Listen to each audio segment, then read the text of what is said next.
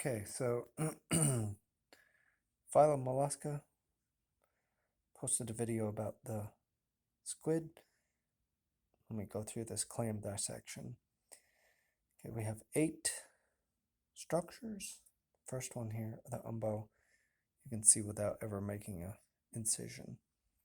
Okay, so assuming this is one of our freshwater mussels that is closed on the bottom. See these 2 parts here. These are the umbo. Okay, so that's the oldest part of the shell. Shells grow from here. The small oldest part of the shell would be down here. And they grow, keep adding on new layers as they grow up. You can kind of see some growth rings on here. It's not really, I don't know the rate at which they put those on, but it's not 1 a year or anything like that. Although they did live a long time, these mussels. So that's the outside of the shell. Now if you flip the shell over and you look at the inside, all right, this is one where the other valve has been taken off, and we'll see this would be the outermost part of the body of the living organism. This is called the mantle. Okay, there's the mantle. Here's the other side. Everything is kind of symmetrical in mussels, and that what you see on this side, you also see mirrored on this side. They're bilaterally symmetrical. In fact, so you see this mantle attached to the shell here. This one's been taken off. And the function of the mantle, you can kind of see in this video, in that we see this shiny layer of substance here. That is new shell being secreted by the mantle. Okay, so this portion of the mantle is actually secreting the newest layer of shell up here. All right, so the mantle secretes the shell. Inside the mantle, the next layer would be this layer here. And if you zoom in, you can see it's striated or striped. Okay, someone today said it looks like the gills of a fish. There's a couple layers here, 1 layer, 2 layer. Indeed, that is gill material. Okay, we got gill. So if we look on the other side, what I said before is true. There's the mantle. There's the gill. Here and there. Okay, mantle, gill. And in the middle, so that puts us at, oh, the umbo, yes. The mantle, okay. The gills. The adductor muscles, kind of skipped over that one. If we go back to this and look in the lab, make sure you feel this, but these are very tough structures. 1 here, 1 there. Those are the adductor muscles. They attach to the valve here and the other valve there, and when they contract, they close the valve. So the adductor muscles keep the valve closed, the valves closed. Okay, we go in the innermost layer here. We see this is the foot. Okay, the foot actually sticks out of the valves and is used to sort of propel them through the substrate. Beneath, so this is real tough muscular, beneath that, call this the area of the visceral mass. Okay, there's the foot attached to the visceral mass. If we take this and we slice it, this is the dissection part.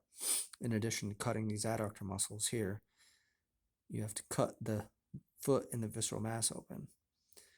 And then this is what it looks like inside. Not much to write home about. Some of these mussels, you'll see a greenish area here. It's not very visible in this specimen. That's the digestive gland. The digestive gland kind of surrounds the intestines. We can see some intestine here. kind of hard to do one-handed here. See this tube? That's intestine. Intestine on this side, you can see a little channel here, that's intestine. The digestive gland will be at the front of the organism. So when the foot is closed,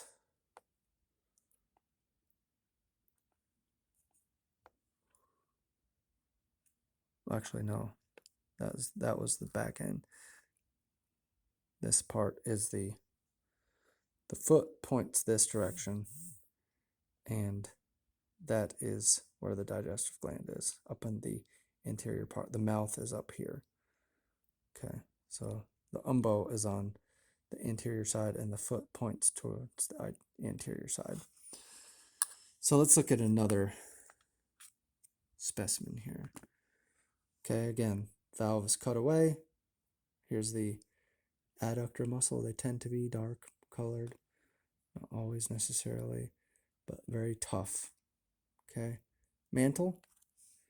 Again, you can tell the mantle because it has a little bit of the, it's called nacre, I'm not sure, N-A-C-R-E.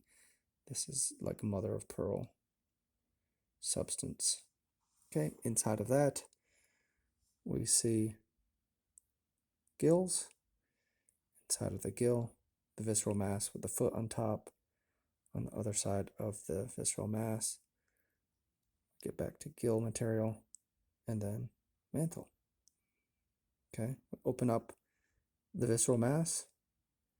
Okay, this is pointing umbo on this side, and the foot over here. And if you open this up, you can see this greenish area here. That's the digestive gland. And you can see some intestine, just like channels cut through here. Okay.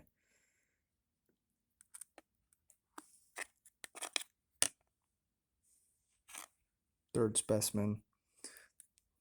This is the innermost layer. There's the foot, visceral mass. There's the intestine, digestive gland in this area. All right. Behind that, gills, mantle, umbo. Now, the only thing really that we have not talked about in here is the incurrent and excurrent aperture. And this is very unlikely to be visible on a dissected specimen. Okay, so because, now I can maybe show you a picture or a diagram or something, but while the muscle is embedded into the substrate, they embed something like this. On this end, they're going to form the mantle into a little channel that is used to pump water into the body of the muscle. Over the gills, food is trapped, pumped around. Other side, food is pumped over the gills and then out through another sort of tube formed by the soft tissue of the mantle. So this is not a hard tissue type of thing, and it's not necessarily even alive when the animal's dead, because after that mantle relaxes, it goes back to its natural position, it doesn't form that aperture or siphon or tube. But you would see it on the posterior end of the animal, and it would be sort of like if this is the mantle, it would fold into one and then another. I can't really do it, but it would form into these two different apertures. And those are for, again, incurrent is taking water in, excurrent, bringing water out.